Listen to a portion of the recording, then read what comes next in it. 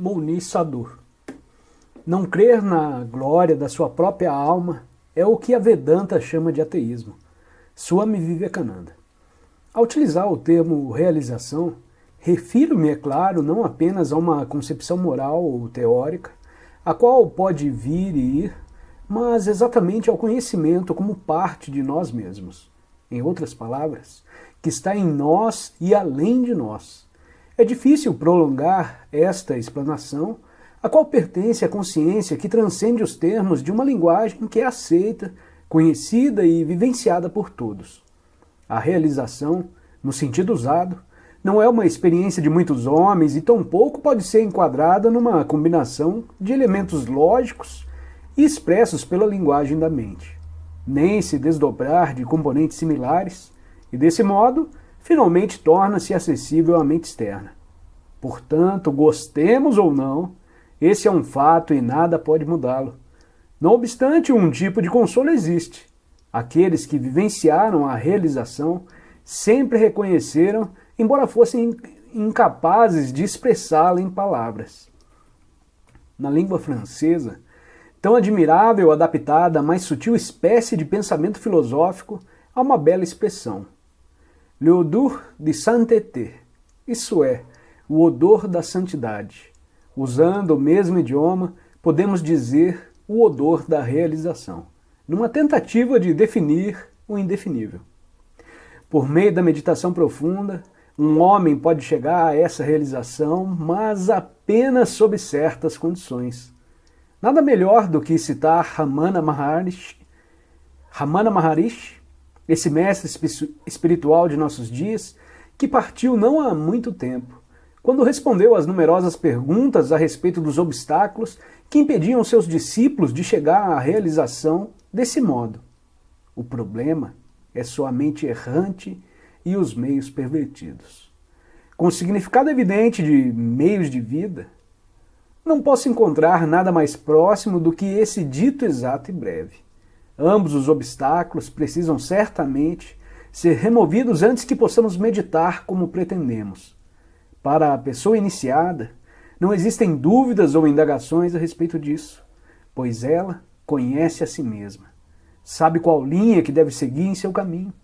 Contudo, em todo homem há um critério para o qual ele sempre pode apelar quando necessita: sua própria consciência. Conhecemos definitivamente o que está certo e o que está errado, e basta estarmos dispostos a abordar nosso critério mais íntimo com seriedade plena e incondicional.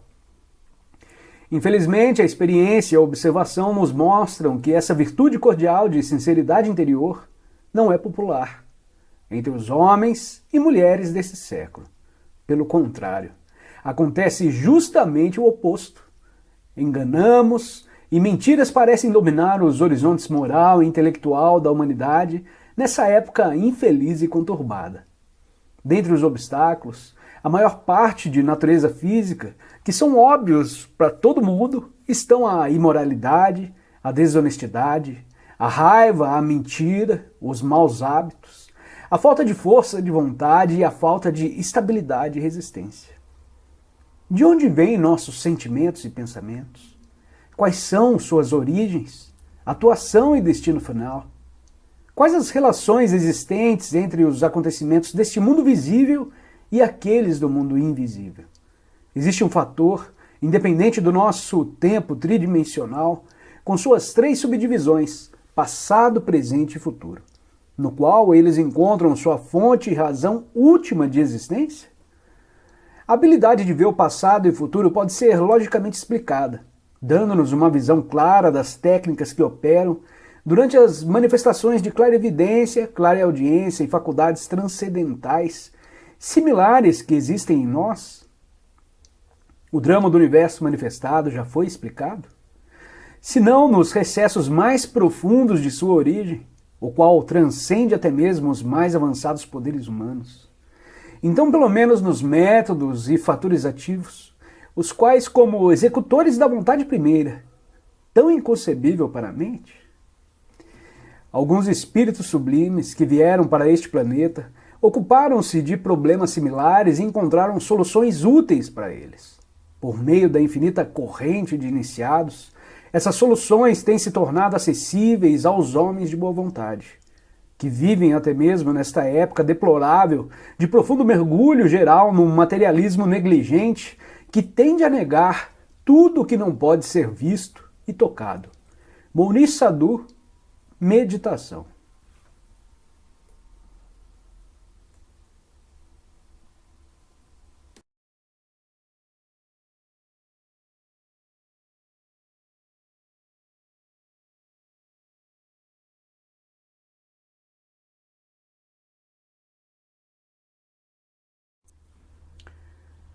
Mounis Sadhu. Uma das tarefas mais difíceis com que me deparei durante minha estada no ashram de Ramana Maharishi foi a necessidade de encontrar a definição clara da nova concepção de uma vida como tal. Parece-me que há em mim um ponto central ao redor do qual tudo gravita em minha consciência, o meu eu. Essa concepção deve ser definitiva e absoluta, pois nenhuma outra será aceitável pelo meu eu. Entre as centenas de definições que encontrei, nenhuma delas pareceu me dar uma síntese perfeita. As definições condicionadas devem ser abandonadas como falsas. As que são demasiadamente abstratas, uma terminologia impossível de ser posta em prática, parecem-me simples acrobacias mentais. Boas para os professores aposentados de filosofia teórica, mas não para um homem que se esforça pela realização espiritual. Mas sei que deve existir uma definição que harmoniza as encantadoras melodias produzidas por um instrumento desconhecido. Em busca, tive de abandonar tudo que é limitado, condicionado por nome e forma. Aquilo que sobra sem forma, nem véu, isso deve ser necessariamente a própria vida. O processo de investigação, principalmente através da meditação, demonstrou-me que quanto mais eu abandono a ideia de ser realista, o que é visível, mais próximo me sinto da minha meta. Quais são na prática os estágios desse processo? Naturalmente é impossível descrevê-los em detalhes, mas as linhas gerais são muito simples. Começando a meditar em completa paz e serenidade, sobre a relação que os objetos externos têm com o eu, muitas vezes me parece que atinjo a verdade. Eles não significam nada para o eu. Nesse momento, desponta uma espécie de visão da possibilidade de uma existência independente de quaisquer condições. Essa visão, a palavra não é exata nem muito própria. Dura mais ou menos tempo, dependendo do grau de concentração alcançada, mas seu resultado permanece como a memória de uma coisa duradoura e certa, sem qualquer sombra de dúvida. Ela encontra expressão no pensamento. Unicamente a consciência é vida. A consciência desapegada, independente de tudo, a simples afirmação, eu sou. Mas esse eu não é o pequeno eu contido na transitória forma corpórea com seus sentidos, que é na verdade a antítese do eu real. Esse eu, consciência, está mais próximo do termo usado, muitas vezes na literatura filosófica moderna.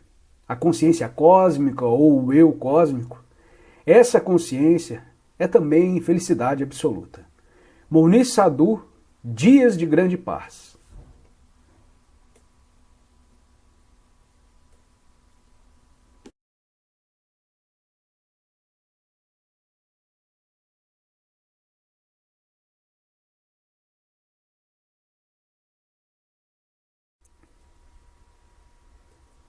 Mounis Sadhu.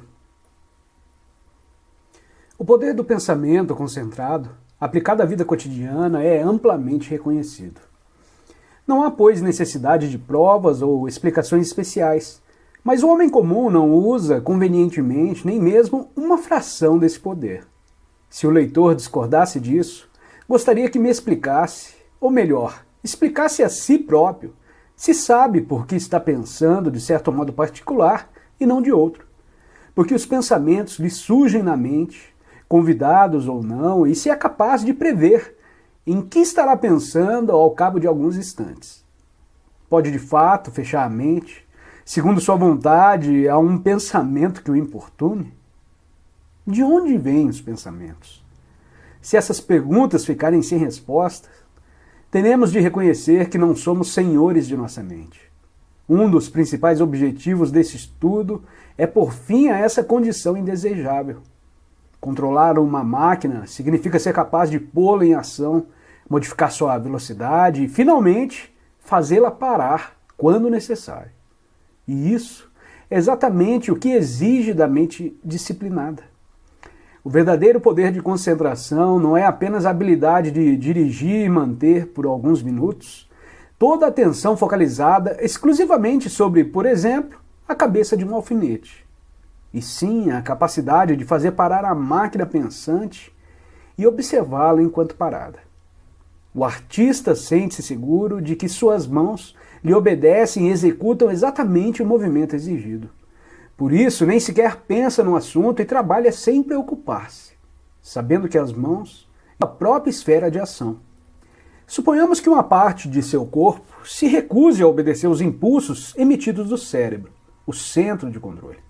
Por exemplo, em vez de apanhar um copo d'água quando você está com sede, sua mão acende um cigarro ou então recusa-se a mover-se. Você certamente concluirá que ela é de pouca utilidade. Observemos mais de perto as funções de nossa mente e cérebro. Você é capaz de afirmar com plena certeza que pensa sempre quando quer e só no que realmente quer, e que, portanto, sabe onde os pensamentos surgem à luz de sua consciência? Poderá impedir a entrada dos pensamentos ou limitar sua duração na mente pelo tempo que desejar?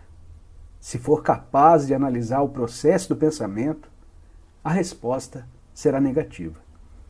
Assim, pode parecer que o homem comum não é um bom artífice porque não consegue controlar seu instrumento principal, a mente e os pensamentos. Passa a vida usando e aceitando algo que se origina além do alcance da compreensão. Muniz Sadu.